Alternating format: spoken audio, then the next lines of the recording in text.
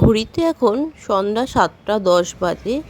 বাইরে আলোটা দেখুন, এতটা আলো কলকাতায় দেখা যায় না। আর আমি এখন কলকাতায় নেই, সেই কারণেই এতটা আলো। এটা মুম্বাইতে আছি। তো সন্ধ্যা 7:10, 7:30 বেজে যায় এখানে অন্ধকার হয়ে গেতে, 7:30টার উপরে। তো নমস্কার বন্ধুরা, বংবাঙালি ব্লগের একটি নতুন ব্লগে আজকে আপনাদের স্বাগত জানাচ্ছি। আজকে আবার একটা নতুন ব্লগ অনেক দিন পরে শুরু করছি। এখন 7:10 বাজে সন্ধে, কিন্তু এখনও বাইরে আলো। অনেক দিন পরে আবার একটা নতুন ব্লগ নিয়ে হাজির হয়েছি।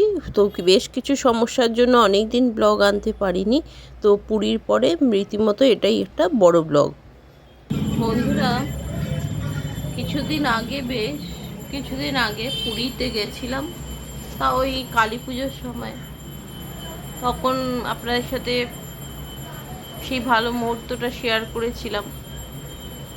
আপনারা অনেকে দেখেছেন, ভালোবাসা দিয়েছেন, লাইক করেছেন, কমেন্টস করেছেন। কিন্তু তারপরে অনেকগুলো রিল শেয়ার করা হয়েছে, কিন্তু কোনো রকম বড় ভিডিও আনতে পারিনি। তো এই সময় একটা সমস্যার মধ্যে দিয়ে গেছিলাম, সেটা বিস্তারিতটা পরে বলবো এক সময়। তো আজকে এখন আছি মুম্বাইতে। তো এসছিলাম মার্চ মাসের দিকে। তো মার্চ মাসের দিকে ডাক্তার চেক আপেই এসছিলাম। তারপরে এসে চেক আপে আসি, আমরা অনেক বছর ধরেই আসি, কিন্তু এসে মোটামুটি আমাদের 7 দিনের মধ্যে হয়ে যায় চেক আপ করে। তখন বাড়ি চলে যাই। জাস্ট কিছু ব্লাড টেস্ট থাকে, ইউএসজি থাকে। কারণ আগে আমার যে পূর্ববর্তী অপারেশন হয়েছিল ক্যান্সারে, তো সেটার জন্যই চেক আপে আসলে ওই 7 দিনের মধ্যে হয়ে যায়। কিন্তু এইবারে সিটি স্ক্যান দিয়েছিল ডাক্তার। তো হঠাৎই দিয়েছিল, বলেছিল অনেক দিন করা হয়নি, তো সেই জন্য দিয়েছিল। সেইটা দেওয়ার পরে একটু স্ক্যান করার পরেই তো রিপোর্টটা দেখলাম ভালো আসলো না, একটা ডাউট আসলো, ক্যান্সারের একটা ডাউট আসলো, সেটা গলায়। সেই তারপরে ওর পরে আবার এফএনএসি করতে বললো, এফএনএসি করা হলো, সেখানেও ডাউট আসলো। তারপরে বায়োপসি করতে বললো, পেট সিটি করতে বললো। তো বায়োপসি আর পেট সিটি করে বাড়ি চলে গেছিলাম, কারণ ছেলের অ্যাডমিশন ছিল সেই সময় স্কুলে। কারণ এপ্রিল মাসে ক্লাস স্টার্ট হবে, তার আগে অ্যাডমিশন ছিল, বই নেওয়ার ছিল, ড্রেস নেওয়ার ছিল। তো বায়োপসি করে রিপোর্ট আসতে 7-8 দিন লাগবে, তখন চলে গেছিলাম। আর খুব টেনশনের মধ্যে একটা ছিলাম, কেন ডাক্তার দুরকম কথাই বলেছিল। একটা বলেছিল হয়তো আগেরটা থেকে ব্যাক করতে পারে, তাহলে একটু স্টেজটা অ্যাডভান্স হয়ে যাবে। আর যদি নতুন করে হয় তাহলে সেটা অ্যাডভান্স স্টেজ হবে না। তো আমার গলার মধ্যে ডাউট করছিল। তো বায়োপসি রিপোর্টটা একদিন আসলো রাত্রি, প্রায় তখন 11:30 বাজে। তো সেদিনকে মেজদি বাড়ি এসেছিলো, আমি আর মেজদি শুয়েছি, তখন হঠাৎ ফোনটা চেক করলাম, দেখলাম বায়োপসি রিপোর্টটা এসছে। তো সেই রাতটা খুব একটা, আসার পরে রিপোর্টটা একটু ভয়াবহই রাত গেছিলো, কেউ শুতে পারছিলাম না টেনশনে। তো আমাদের সেই দিনটা একটা কি ভয়ঙ্কর বলবো, যে ভেবেছিলাম পেট সিটির রিপোর্টটা ভালো এসেছিলো, কোথাও ডাউটের জায়গা ছিল না, সেই জন্য একটা ভয়টা কম লাগছিল। কিন্তু হঠাৎ করে আবার যেহেতু বায়োপসি রিপোর্টটায় ডাউট আসলো, সেই কারণে মানে রাত্রিভর শুতে পারছিলাম না। আমাদের নেক্সট শনিবারে ট্রেন ছিল, কিন্তু হাজব্যান্ড অপেক্ষা করলো না, বললো না আর অপেক্ষা করবো না, এই পয়লা বৈশাখের আগেই চলে যাব, কোনো কিছুর জন্য লেট না হয়ে যায়। তাই জন্য হাজব্যান্ড ওই টিকিট ক্যান্সেল করে আবার নতুন করে টিকিট করলো। তো সেই টিকিট অনুযায়ী আবার চলে আসলাম। আর বায়োপসি রিপোর্ট বেরিয়ে গেছিলো, তো সেইবারে আমরা 3 জনে আসলাম। আর আগের বাড়ি কেমোর ডাক্তার বায়োপসি করতে দিয়েছিল, তো কেমোর ডাক্তারের কাছে গ্যাস্ট্রো ডাক্তার রেফার করেছিল, তো উনি বায়োপসি করতে দিয়েছিল। সেই বায়োপসি করে রিপোর্টটা নিয়ে কেমোর ডাক্তারের কাছে গেছিলাম। তো আমি, হাজব্যান্ড আর আমার মেজদি এসেছিলাম। তো কেমোর ডাক্তার বলল যে সার্জারিতে রেফার করে দিল। আমিও সার্জারিটাকে প্রেফার করেছিলাম, কারণ যেহেতু গতবার সার্জারি করে অনেকটা দিন ভালো ছিলাম, অনেকটা দিন বলবো না, অনেকগুলো বছর, 16টা বছর, সেই জন্য আমিও প্রেফার করেছিলাম সার্জারি যাতে হয়, কেমো না হয়। তো আসার পরেই দেখলাম কেমোর ডাক্তার হেড অ্যান্ড নেকে রেফার করে দিয়েছিল। তো আমি একটু আস্তেই কথা বলছি, কথা বলতে সুবিধা হচ্ছে না, একটু প্রবলেম হচ্ছে। তো রেফার করাতে তো আমরা হেড অ্যান্ড নেকের ডিপার্টমেন্টে সেদিনকে পাইনি, পরের দিন পেলাম। তো পরের দিন সকাল সকালই দেখলো, এন্ডোস্কপি করে দেখলো। এন্ডোস্কপি করে দেখার পরে ওনারা বলল সার্জারি করতে হবে। তো তারপরে বড় ম্যাম আসলেন, দীপা নায়ার ম্যাম, ওনার কাছে দেখানো হলো। তো উনি বললেন যে কলকাতায় করবে না এখানে করবে। তো আমরা বললাম না, কলকাতায় থেকে আমি এখানেই করব, কারণ গতবার আমরা এখানে করেছি ট্রিটমেন্ট, ভালো ছিলাম। তো এখানকার ছাড়া আমরা বাইরে কখনো প্রেফার করি না, কারণ টাটা মেমোরিয়াল সময় লাগে একটু, কারণ ভিড়টা প্রচণ্ড বেশি, সেই জন্য। কিন্তু আমাদের যে প্রাইভেট ছিল, সেমি প্রাইভেট, কিন্তু তবুও সময় লাগে, কিন্তু তবুও ট্রিটমেন্ট হচ্ছে সবথেকে বেস্ট বলবো টাটা মেমোরিয়ালে। সেই জন্য এখানে তখন ম্যাম বললেন অপারেশন হবে, তাহলে সময় লাগবে, আমি ছুটিতে চলে যাব। কিন্তু আমি ম্যামকে খুব রিকোয়েস্ট করলাম, ম্যাম দেখুন বাচ্চাটাকে ফেলে এসেছি, আর বাচ্চাটা বারবার চলে গেলে আর ও থাকতে তখন চায় না, কারণ একবার হোম মাইন্ডসেট হয় যে মা ট্রিটমেন্ট করে চলে আসবে, কিন্তু ওই আবার যদি চলে যাই তখন ওরও কষ্টটা আবার বেড়ে যায়, সেই কারণে ও থাকতে তখন চায় না। তো সেইবার অপারেশন করে গেছি, সেই অভিজ্ঞতাগুলো আপনাদের পরে ভিডিওতে শেয়ার করব, কী ঘটেছিল, কীভাবে হয়েছিল। আজকে শেয়ার করছি। এই এখন 7:20 বাজে, কিন্তু দেখুন এখনও খুব আলো রয়েছে, এখনও রাত্রি হয়নি। আর এখানে আমাদের ছোটোখাটো সংসার হয়েছে। এখানে হাজবেন্ড যা চলছে, ওনারও উপর দিয়ে খুব ধকল চলছে। এখানে একবার করে অফিসের কাজ করে, একবার করে আমাদের সব দুজনের জন্য রান্না করে, কারণ আমি এখন রান্না করতে পারছি না।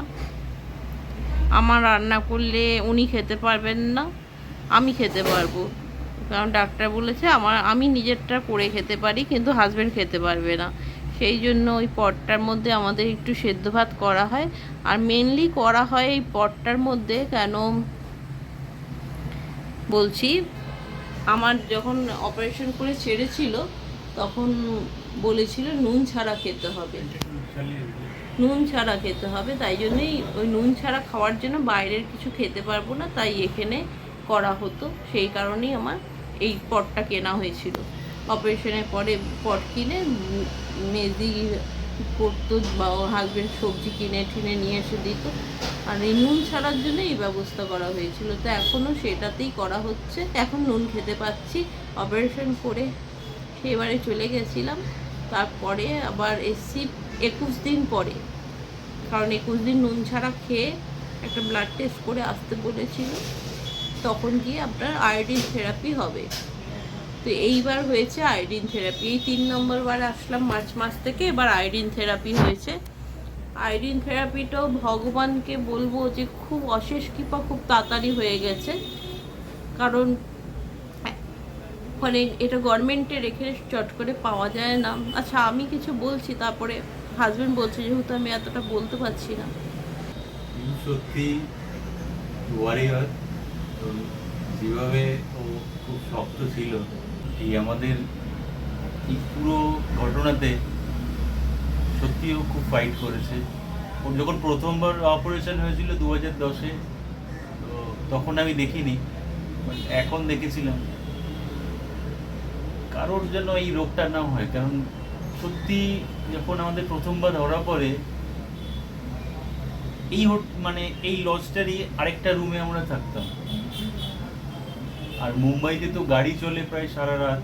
আমরা রাত 2টো, 3টে, 4টে ঘুমই আসতো না, বারবার চিন্তা হতো, তখন একটাই চিন্তা হতো যে পুরো যে ওর ক্যান্সারের প্রবলেমটা ছিল সেটা যাতে ব্যাক না করে, কারণ ভগবানের দয়া সেটা ব্যাক করেনি। তবে একটা জিনিস সবাই বলতে চাই যে এই ভিডিও দেখে যদি যারা ক্যান্সার হয়েছে বা কিছু ট্রিটমেন্টের জন্য যান, ভয় পাবেন না। এখন আধুনিক চিকিৎসায় অনেক নতুন ধরনের ট্রিটমেন্ট হয়। আর টাটা মেমোরিয়াল মুম্বাই যেটা প্যারেলে আছে, ওটাই আসতে পারেন, কারণ আমরা দুবার এখান থেকে ট্রিটমেন্ট করে যথেষ্ট ভালো আছে। আমি কোনো হসপিটালের সঙ্গে কম্প্যারিজনে যেতে চাই না, বাট এখানে ট্রিটমেন্টটা খুব ভালো হয়, আর ডাক্তার নার্স সবাই খুব খুব ভালো ব্যবহার করে, মানে আপনি হেল্প পাবেন। হ্যাঁ, একটা জিনিস ঠিক, এদের এখানে একটু ঘুরতে হয়, কারণ প্রসিডিওরগুলো না অনেক আমাদের বুঝতে একটু সময় লাগে, কারণ আমরা কলকাতায় একটা অন্য ধরনের প্রসিডিওরে অভ্যস্ত, তাই একটু হতে সময় লাগে, কিন্তু বুঝে ওঠার পর চিকিৎসাটা খুব ভালো হয়, ট্রিটমেন্টটা খুব ভালো হয়, আর যেটা আপনার দরকার সেটাই হয়। নট নেসেসারি যে আপনাকে কোনো কিছুর জন্য কেমো সাজেস্ট করবে। কেমো তো ওর প্রথম সার্জারির পর কেমো দেয়নি, কেমো কোনো রেডিয়েশন না। হ্যাঁ, কেমো কোনো রেডিয়েশন দেয়নি। দ্বিতীয় সার্জারির পর যেটা ও বলছিল যে ওর যে এখন যেটা ডিস্টেন্স মেনটেন করতে হয় আমাদের থাকতে, এখন ও ওই পাশের বেডটায় শুয়ে হয়েছে, আমি যেমন উনি রয়েছেন এই খাটটাতে, আর আমি ঠিক রয়েছি পাশে আরেকটা খাট আছে। আমাদের এখানে অগোছালোই হয়ে রয়েছে সব কিছুই, পাশে আরেকটা খাট আছে, আমি সেখানে রয়েছি, কারণ এখানে গোছাবার মতো পরিস্থিতি নেই, ওনার উপর প্রচণ্ড চাপ কোনো যাচ্ছে। কিছুই নেই। যাই হোক, ভগবানের দয়ায় ট্রিটমেন্টটা ভালো হয়েছে। তো এখন ওই ডিস্টেন্স মেনটেন করতে হয়, বিকজ ওর এখন আয়োডিন থেরাপি হয়েছে। আয়োডিন থেরাপিটা